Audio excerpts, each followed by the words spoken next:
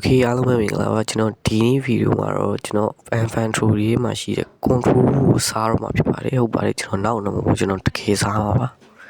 ဟုတ်ပါတယ်အခုဆိုရင်တော့ကျွန်တော် control full ကိုစားတော့မှာပဲဖြစ်ပါတယ် level တွေအများကြီးတင်သွားမှာပေါ့ဗျာ control စားပြီးအပြည့်တင်တော့မှာပါ okay စားလိုက်တော့မယ်နော် okay စားနေပါပြီ okay စားလိုက်ပြီဟာ oh my god ကျွန်တော် control ကိုတကယ်ကြီးစားလိုက်တာlevel က350တိတောင်သွားမှာအဆင်ပြေမနေဘူးကြီးရောင်ကြီး line ကလန့်နေတယ်ငါဒီလို line လန့်ပုံနဲ့ level 350တိဘယ်လိုဖမ်းမလဲမသိဘူး M1 က drop မိုက်တယ်ဟာအော်ရောမိုက်တယ်ဟာရောင် M1 ကကီဆူနဲ့တော့တူတယ်နော်ဟုတ်တယ်မလားကီဆူနဲ့ကအတုံးချောင်းပြန်သူကတစ်ချောင်းနဲ့ M1 အော်ရောဒိုမိန်းရော drop မိုက်တယ်ဟာ line မကောင်းကြီးမြင်တဲ့အတိုင်းပဲတော်မိုက်တယ်ရောင်ကြီးဒိုမိန်းထဲမှာကျွန်တော်ကောင်လေးပေါ်လွင့်သွားတယ်ဟာလေးပေါ်မှာလွင့်နေတာကျွန်တော်ကောင်ဘေးမှာလည်းအဲ့အတုံးနေတယ်ဟာတော်မိုက်တယ်ဟာကျွန်တော်တော့ level 10ပါမယ် okay ဘော်ရာတို့ရေးကျွန်တော် level 10နေတာတော်ဟိုကြာနေပါပြီဟုတ်ပါတယ်ဒီ cake island မှာ mystery တင်တာပေါ့နော် control စကီးတော်တော်များများတော့ပွင့်နေပြီ165တော့ရောက်နေ350ဒီမှာအပြည့်300မှာကျွန်တော်စကီးတွေရသလောက်ဆန်းပြပါမယ်ဒါတော့ M1 ပေါ့ဗျာပြင်ရတဲ့အတိုင်းပဲ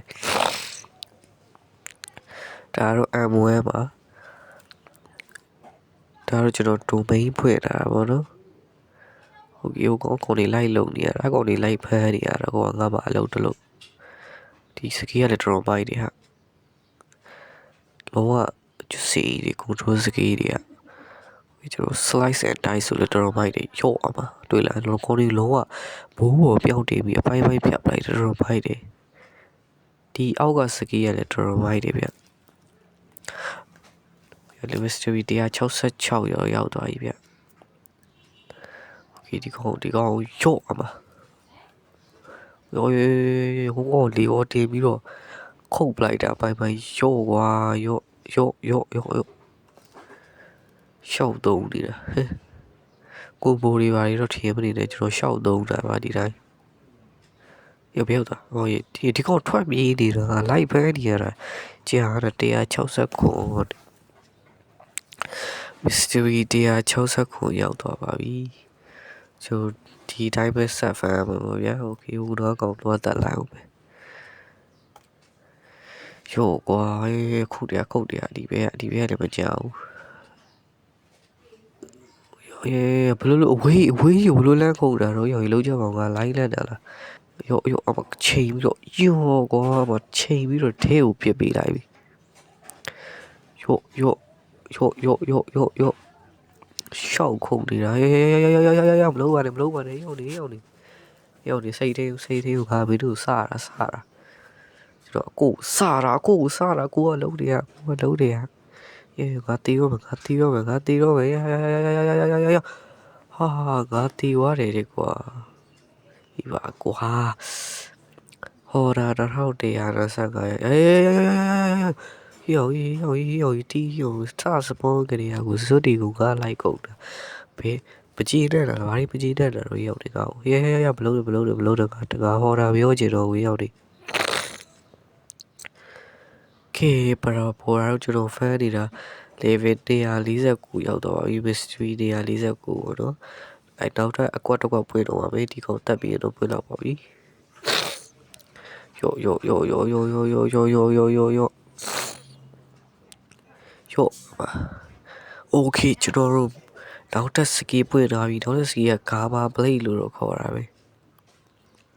ဒီတော့ကောင်လမ်းဆဲကြည့်လိုက်ရွှေနေတဲ့ပုံစံရောအလန်းကြီးကရောင်ကြီးရွှေနေတဲ့ပုံစံအလန်းကြီးဆန်းကြည့်လိုက်တော့မယ်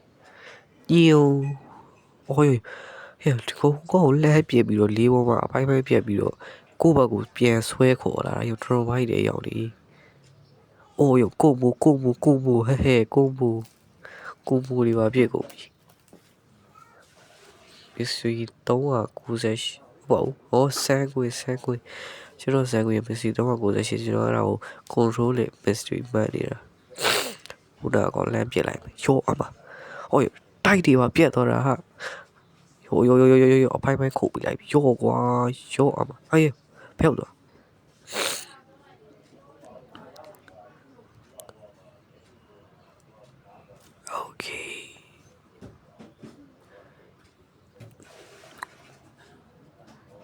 有光你我，有，ကွက်စတီယာမသွားနဲ့ရောက်ရေးတည်တော့မှာပဲရှော့ကမလန့်ပြစ်ပြီးလိုက်ဒီမှာကိုရှိပြေရောက်လာတဲ့ကောင်လို့လန့်ခုတ်လို့လန့်ခုတ်ပိုင်းပိုင်းဆိုကိုမိုးဒီပါတုံးလေရော့အောင်မှာအိုးရောဟိုကောင်ချောသွားရောကိုမိုးမိသွားပြီဟောရောက်ရေးကိုမိုးဒီထုံးပြီဟေးတကယ်တော့ကျွန်တော်ရှောက်နေတာပါကလုတ်တွေရှောက်နေတာစကေးကြီးရှောက်တုံးနေတာကိုမိုးဆိုပြီးတော့ဘေးကောင်လာအောင်မရောခေကျွန်တော်ဆက်ဖန်လိုက်ပါဦးမယ်ကဲဘောရကျွန်တော်နောက်ဆုံးတော့ control mystery 349ရောရောက်သွားပါပြီ350ဆိုရင်နောက်ဆုံး special အကွက်ကြီးဖွင့်ပေါ့နော်အဲ့အကွက်ကတော်တော်မိုက်ပါတယ်โอเคကျွန်တော်တို့ကွက်စရီယူလာအောင်မယ်ဒီနားကောင်လေးတက်လိုက်ပြီးဆိုတော့ကျွန်တော်ပြည့်ပါပြီ mystery ကယောအေးကျန်နေအကူကလုတ်တယ်အကူကလုတ်တယ်โอเคကြောင့်မပွင့်သေးဘူးကyo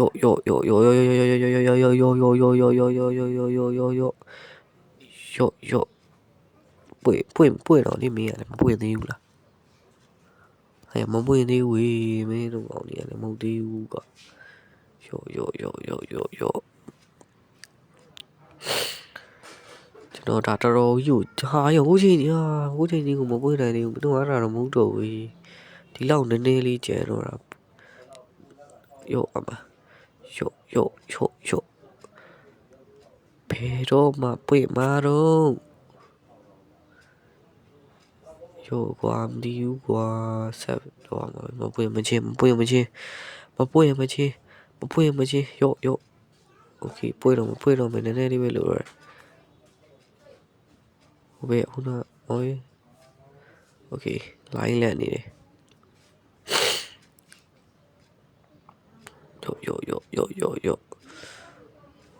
yo control နဲ့yoโอเคနောက်ဆုံးတော့လည်းငါ control mystery အပြည့်တင်နိုင်ခဲ့ပါပြီဗျာကျွန်တော်တို့ control mystery 350တော့ရောက်သွားပြီနောက်ဆုံးတော့ bro ကြီး mystery 350ရောက်တော့ပါပြီဟောအကွက်က domain ပွဲမှာသုံးလို့ရမှာတဲ့ဒီကျွန်တော်အကွက်ဒီဆမ်းပြအောင်မယ်ဒါကတော့ M1 ပေါ့ဗျာyo M1 လည်းတော်တော်မိုက်ပါတယ်မသိရင်ကီးစုနဲ့တော့တူပါတယ် M1 M1 ဆမ်းပြပါဒီမှာတော့ slice and dice ပြုံးဟိုကောင်လုံးဝအလေးပေါ်မှာအပိုင်းခုတ်ပလိုက်တာနောက်ပြီးတော့ transmutation ဟုတ်လားမသိဘူးအင်္ဂလိပ်စာမကျွမ်းဘူးဗျစကီတွေကရောအမလေးပေါ်ပြက်လိုက်ပြီဆိုတော့လည်းကျွန်တော်တို့တယ်လီပို့တော့မှာပါဒီဥစ္စာကတော့ဖိထားပြီးတော့ကျွန်တော်တို့ပြက်လိုက်မယ်ဆိုရင်အဲ့ဘက်ကိုတယ်လီပို့တော့မှာဗျာပြန်ဆန်းပြမယ်โอเคဒါမှမဟုတ်ဒီကောင်ကိုလုံးလိုက်မယ်ဆိုရင်ဒီကောင်ကိုအပိုင်းဖြတ်ပြင်ပါပါဟုတ်ပါတယ်ဟိုကောင်အပိုင်းကိုဖြတ်သွားတာရောဒီကျွန်တော်နောက်ထပ်ဆန်းပြပါမယ်ဒီကျွန်တော်ဖိထားမယ်ပြုံးโอเคတို့တယ်လီပို့တော့လာဖိုက်တယ်ဗျာတယ်လီပို့လို့ရတယ်တော်တော်မိုက်တယ်ဒီကွက်က2မျိုးသုံးလို့ရတယ်ဒီတနေရာနဲ့တနေရာသွားရင်ဒီကွက်ကတော်တော်သုံးရင်ပါတယ်ဒါမှမဟုတ်ဒီကောင်ကိုမထီဘူးကရောကြီးမထီဘူးတဲ့တဲကြီးသုံးတာကိုတော့နောက်ထပ်ထပ်ဆိုင်ပြမယ်ရောအမထီလိုက်တော့โอเคခုပါထီတော့တယ်ဟိုလွင့်သွားတာအပိုင်းဖြတ်ပြီးတော့ဒီတော့ပြီးတော့ကာမာပလိတ်ကတော့ရွှေနေတဲ့ပုံစံကွာလုံးဝဖိုက်ပါတယ်အပေါ်ပဲတကောင်လှမ်းပြလိုက်တဲ့အချိန်မှာအကောင်ကိုလွင့်သွားပါတယ်အဲ့လိုမတည်သွားရပြီးတော့ဒီကာမာပလိတ်ကကျွန်တော်တို့အဲ့ NPC ကိုပြစ်လိုက်ပြီးကိုယ့်ဘက်ကိုပြန်ကော့လာ boomerang ပုံစံပြလို့ပြမလို့ပြစ်လိုက်မယ်ပြန်ကော့လာမယ်အမဟိုကောင်ဘတ်နဲ့အကွက်တွေကျွေးရုံပဲကိုယ့်ဘက်ပြန်ကော့လာမှာကွန်ဘိုတွေဟိုဘာကွန်ဘိုကတော့မမြင်အကွက်ကလာလွဲနေတယ်ရောအမဟိုကောင်ရှော့ပြီလားမသိဘူးโอเคရှော့သွားပြီဟာအကွက်တွေတော်တော်မိုက်နေဗျဒီ control ကဟိုဒါတော့ domain ဖွင့်လိုက်ပါပြီ domain ကအရင်တက်တော့အကွာကြီးဗျဟို domain ဖွင့်လိုက်တာငါကောင်တော့လေးပေါ်မှာ style တွေမလိုက်နေနဲ့လွတ်ရနေပါတယ်ဟုတ်ပါတယ်ပြီးမှလည်းကြောက်တုံးနေတာဘာတွေဒါတော့မသိဘူးပေါ့နော်ခေကျုံ domain ထဲမှာတော့ M1 ကတော့ဒီတိုင်းပဲဘာမှမကွာတော့ပါဘူးဟုတ်ပါတယ် ခုတ်ချိုင်းခုတ်တာပါပဲအမှန်တော့လည်းမဟုတ်ဒီ slice နဲ့ like ကတော့တော်တော်ကွာသွားတယ်လုံးဝဒီကောင်လေးပေါ်မြောက်တည်ပြီးတော့အတုံးကြီးတွေနဲ့အတုံးကြီးတွေပါပေါ်လာပတ်လေပေါ်လာပြီးတော့ဒီကောင်လုံးဝအပိုင်းပိုင်းခုတ်ပလိုက်တယ်လေးပေါ်မှာကွဲတော့ကွဲသွားတယ်ခိုင်းဒိုမင်းအပြင်ကလည်းမတူဘူးတိလိုက်ကြလားဒီပေါ်မြောက်တည်ပြီးအပိုင်းပိုင်းခုတ်ပလိုက်တယ်အတုံးတွေပတ်လေပေါ်လာပြီးဒီအောက်ကဟာတော့ဟိုဒီအောက်ကတိတ်ကွဲသွားပါဘူးဒီအိုင်ကဒီအိုင်ပါပဲဒီအောက်ကဟာတော့ဟိုတပိုင်းပြတ်သွားတာခါနဲ့ခြေထောက်တွေဒီကျထပ်ဆမ်းပဲဂါမာပလိတ်ရော့အမဂါမာပလိတ်ကတော်တော်ကိုကွဲသွားပါတယ်ဟုတ်ပါတယ်ကျွန်တော်လုံးဝဘူမရမဟုတ်တော့ဘူးပေါ့နော်ဂါမာပလိတ်ကခုနကလိုဒလက်ကြီးပြစ်လိုက်တာမဟုတ်ဘူးနဲ့ပုံစံတစ်မျိုးပြောင်းသွားဒီစကီးကတော့ပုံစံဒါပဲရော့အမဒါကတော့လေးပေါ်မြောက်တင်ပလိုက်တာ slice and dice ကကြတော့ဂါမာပလိတ်ရော့အမလုံးအကြီးဖြစ်သွားဂါမာပလိတ်ကရော့အမတော်တော်မိုက်တယ်ဗျစကီးကပြောလို့ပြောမှာကျွန်တော်တကယ်ပြောတော်တော်မိုက်တယ်โอเคကျွန်တော်စိုက်โอเคရောက်အောင်ထပ်ဆမ်းမယ်ညို့ဟိုကောင်တပိုင်းပြတ်သွားတယ်ဒိုမိန်းတော့တစ်မျိုးနှိပ်လိုက်ပြီပေါ့နော်ဒါဒိုမိန်းကိုထပ်နှိပ်လိုက်ပြီးကျွန်တော်တို့ fit ဆိုပြီးပုံစံပြောတာအဲ့ဒါကျတော့ကျွန်တော်တို့ဒီတုံးတွေပေါ်လာပေါ့နော်နှိပ်လိုက်ပြီးကိုချိုက်တဲ့နေရာကိုနှိပ်လိုက်တုံးတွေပေါ်လာပြီးတော့အဲ့အတုံးတွေကိုချိုက်တဲ့နေရာကိုလွှင့်ပြလို့ရပါတယ်ဟုတ်ပါတယ်ရောအောင်ပါပေါ်လာတာโอเคတုံးတွေပေါ်လာကိုချိုက်တဲ့နေရာကိုလွှင့်ပြလို့ရတယ်ဒါ drop byte ဒါပေမဲ့ PPP ချတဲ့နေရာမှာတော့အဲ့ဒါတော့အသုံးဝင်တော့အဝင်မဝင်တော့မသိဘူးပေါ့နော် PPP ချတဲ့နေရာတော့အဲ့အတုံးနဲ့လိုက်ပြနေတော့ကိုပဲသိမှသိကြတယ်ဘာလို့လဲဆိုတော့စကီးကတော်တော်ထီဖို့ခတ်တယ်ဗျာမကြည့်လိုက်တွေ့လားထီဖို့ကိုဘလို့မအောင်မဖြစ်နိုင်ဘူးဗျာ PPP ချတဲ့နေရာမှာဒါတော့တိတ်ပြီးသုံးမဝင်ဒီတိုင်းပဲလက်ကပြင်းဖို့ပဲသုံးနေတာပေါ့နော်ဒီစကီးကဒီအတုံးကြီးလေးပေါ်မှာပေါ်လာရောအတုံးကြီးလေးပေါ်မှာပြန်လာပြီးရလိုက်တောင်းနေလို့ရတယ်ကဲဗျာရောအမပြရတော်တော်လေးကိုခတ်တယ်ဗျာဒီဥစ္စာကျွန်တော်အတွက်တော့တော်တော်ခတ်တယ်ဒီဥစ္စာမကြီးကိုသုံးရတာတိတ်တော့အဆင်ပြေဘူးဒီစကီးကတော့ဒါပေမဲ့ကျန်တဲ့စကီးတွေကတော့တော်တော်မိုက်ပါတယ်โอเคဒါကတော့ကျွန်တော်ဒိုမိန်းဖွင့်လိုက်ပြီပေါ့နော်ဒိုမိန်းဖွင့်ပြီးတော့ကျွန်တော်တို့နောက်ဆုံးစကီးကိုဆမ်းမှာဖြစ်ပါတယ်အိုးရောခဲအောင်နေပြောင်းသွားပြီဟောဒိုမိန်းတွေကအကုန်လုံးထီတာဟာဒီစကီးကတော်တော်မိုက်တယ်ဟာကိုယ့်ရဲ့ဒီ control domain ကြီးပေါ်လာတယ်အဲ့ domain တွေကအကုန်လုံးထီတာဒီစကီးကတော်တော်ကိုမိုက်တယ်ဟာတော်တော်မိုက်ပါတယ်ဒီစကီးကကျွန်တော်တော်တော်ကြီးကိုမိုက်တယ်ပေါ့နော်လောကဒိုမိန်းရခဲရောင်ကပြောင်းသွားတာပြတော်တော်မိုက်တယ်ထပ်ဆမ်းမယ်ထပ်ဆမ်းမယ်ခူတော့ဖြစ်နေโอเคကျွန်တော်ကြော့မှာ